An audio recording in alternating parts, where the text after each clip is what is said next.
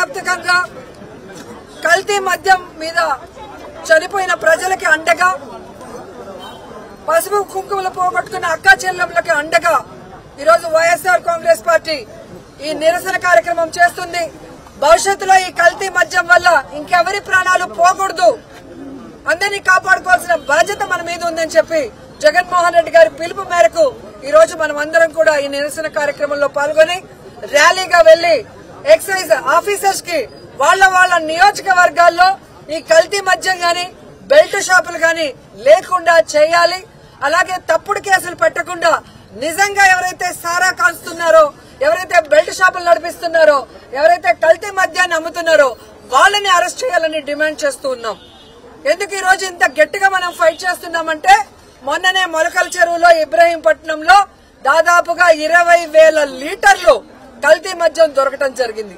ఇంత పెద్ద ఎత్తున ఫ్యాక్టరీలు పెట్టి ఇంత పెద్ద ఎత్తున కల్తీ మద్యం ఈరోజు రాష్ట్ర వ్యాప్తంగా అన్ని షాపులకు కూడా తెలుగుదేశం పార్టీ నాయకులు పంపిస్తున్నారంటే దీనికి ప్రభుత్వ అండ లేదా అని అడుగుతున్నా. చంద్రబాబు నాయుడు, లోకేష్ అండ లేకుండానే ఇంత పెద్ద మద్యం మాఫియా, లిక్కర్ స్కామ్ జరుగుతుందా అని ప్రశ్నిస్తున్నా. ఇంత పెద్ద స్కామ్ పైన విచారణ జరిపించాల్సిన బాధ్యత కూటమిలో ఉన్న కేంద్ర ప్రభుత్వం మోడీ గారి మీద ఉందని కూడా ఈ సందర్భంగా తెలియజేసుకుంటున్నా. ఎందుకంటే హిందుత్వం మీద మీ పార్టీ ఉంది, మహిళల పసుపు కుంకాలని కాపాడాల్సిన బాధ్యత మీ మీద ఉంది.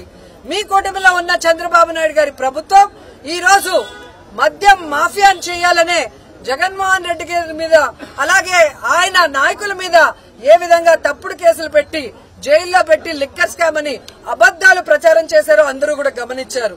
కర్మ ఎవరిని వదిలిపెట్టదు, కర్మ ఎవరినైనా కూడా ఎగిస్తంతుందనేది మరొకసారి ప్రూవ్ అయింది.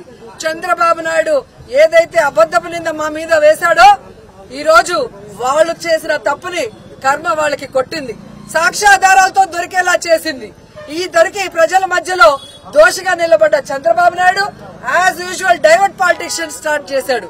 ఈ డైవర్షన్ పాలిటిక్స్ ఎలా ఉన్నాయంటే దొరికిన జయచంద్రారెడ్డి వైఎస్ఆర్సీపీ కోవట్టంట. మరి నువ్వెందుకయ్యా టికెట్ ఇచ్చావు? గతంలో నీ పార్టీలో గెలిచి మళ్ళీ నెక్స్ట్ టైం 2019 లో ఓడిపోయిన శంకర్ యాదవ్ ఎందుకు ఇవ్వలా? అంటే దొరికితే వైఎస్ఆర్సీపీ వాళ్ళు, దొరకకపోతే తెలుగుదేశం జనసేన వాళ్ళ. అంటే ఈ రోజు తెలుగుదేశానికి వైఎస్ఆర్సీపీ నుంచి వచ్చిన వాళ్ళందరూ కూడా లావు కృష్ణ గారు కానివ్వండి, వేమిరెడ్డి శాంతి గారు కానివ్వండి, వేమిరెడ్డి ప్రభాకర్ గారు కానివ్వండి, మాగుంటి సుబ్బరామరెడ్డి గారు కానివ్వండి, ఆనం గారు కానివ్వండి, అలాగే సుభాష్ గారు, అలాగే గొలుసు పాల్సారు, వీళ్ళంతా కోవట్లేనా వైఎస్ఆర్సీపీ? సో సిగ్గుచ్చేటి చంద్రబాబు నాయుడు, అనుభవం ఉంది అని చెప్తున్నావు.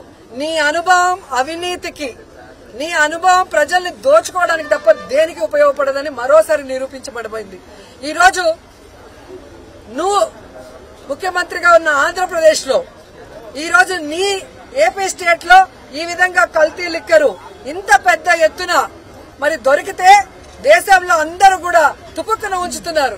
కానీ నువ్వేమో సిగ్గు లేకుండా మాకు సంబంధం లేదు, నేను సిట్టు ఎంక్వైరీ చేస్తానని చేతులు దులుపుకుంటున్నావు. నువ్వు ముఖ్యమంత్రిగా ఉన్నప్పుడు ఎన్ని జరిగే స్కాములు, నువ్వు వేసిన ఏ సిట్ అయినా ఎప్పుడైనా విచారణ జరిపి న్యాయం చేసిందా? దోషుల్ని శిక్షించిందా? నీ సిట్టు నీ చేతిలో, సిట్ అంటే సిట్టు, స్టాండ్ అంటే స్టాండ్ అన్న విధంగా ఉంది తప్ప ఉపయోగం లేదు. దీంట్లో లోకేష్ నుంచి, చంద్రబాబు నాయుడు గారి నుంచి, పవన్ కళ్యాణ్ వరకు, కొల్లు రవీంద్ర వరకు ముడుపులు అందాయి కాబట్టే వీళ్ళు 16 నెలలు విచ్చలవిడిగా 1000 కోట్లు దోచుకున్నారు. అందుకే దీని మీద సిబిఐ ఎంక్వైరీ వేయాలి అని మేమందరం కూడా మహిళల తరఫున డిమాండ్ చేస్తున్నామని కూడా ఈ సందర్భంగా తెలియజేసుకుంటున్నాను. ఎందుకంటే ఎవరికైతే మీరు జయచంద్రారెడ్డికి సీట్ ఇచ్చారో కిలార్ రాజేష్ ద్వారా లోకేష్ కి ముడుపులు అందాయి. ఏ విధంగా జయచంద్రారెడ్డి ఈరోజు ఫ్యాక్టరీలు పెట్టి ఈ మద్యాన్ని అమ్మిన ముడుపులన్నీ కూడా కిలార్ రాజేష్ ద్వారా లోకేష్ కి ఎలా అందాయో అన్ని కూడా బయటకు వస్తాయి. అలాగే సురేంద్ర నాయుడు జీవిత ఖైదు జైల్లో ఉండాల్సిన వాడు ఎలా బయటకు వచ్చాడు? ఎలా ఈరోజు మద్యం మాఫియాలో మెయిన్ గా ఉన్నాడు? మీ ఆశీర్వాదంతో కాదా? మీరు కదా జీవిత ఖైదుకి క్షమాభిక్ష పెట్టించి మీరు అధికారంలో 2014 నుంచి 19లో ఉన్నప్పుడు బయట తీసుకొచ్చి ఈ రోజు అతని ద్వారా ఈ కల్తీ మద్యం మాఫియా చేస్తుంది నిజం కాదా నేను అడుగుతున్నా. ప్రశ్నించాల్సిన పవన్ కళ్యాణ్ సైలెంట్ గా ఉన్నాడు అంటే అతనికి పెద్ద ప్యాకేజీ దొరికినట్టుంది, అందుకే ప్రశ్నించడం లేదు. కాబట్టి వీళ్ళందరి బండారం బయటపడాలి అంటే సిబిఐ విచారణ అవసరమని కూడా డిమాండ్ చేస్తూ సిబిఐ విచారణ జరిగేంత వరకు కల్తీ మద్యం మాఫియాని నశింపచేయాలి. ఎక్కడ పడితే అక్కడ బెల్ట్ షాపులు గాని కల్తీ మద్యం దొరికితే ఫోటోలు వీడియోలు చేసి అప్లోడ్ చేయడమే కాకుండా వాటిని ధ్వంసం చేయాలని కూడా ఈ రోజు రాష్ట్ర వ్యాప్తంగా మహిళలకి యువతకి పిలుపునిస్తున్నానని కూడా ఈ సందర్భంగా తెలియజేసుకుంటూ ఈ రోజు ఎక్సైజ్ అధికారులను హెచ్చరిస్తున్నాం. తప్పు చేసిన వాళ్ళని, బెల్ట్ షాపులు నడిపించే వాళ్ళని, కల్తీ మద్యం అమ్మే వాళ్ళని అరెస్ట్ చేయండి. అది వదిలిపెట్టి వైఎస్ఆర్ కాంగ్రెస్ పార్టీ వాళ్ళని, అమాయకుల్ని తప్పుడు కేసులు పెట్టి లోపల పెడుతున్నారు. అవన్నీ కూడా కోర్టు ద్వారా మేము బయటకు తీసుకొస్తున్నాం. మీ అందరికీ కూడా కోర్టు మీద నించోబెట్టి శిక్ష చేస్తామని కూడా ఈ సందర్భంగా తెలియజేసుకుంటున్నాం. నారావారి సారా పాలన, కల్తీ లిక్కర్ స్కామ్ పై సిబిఐ విచారణ.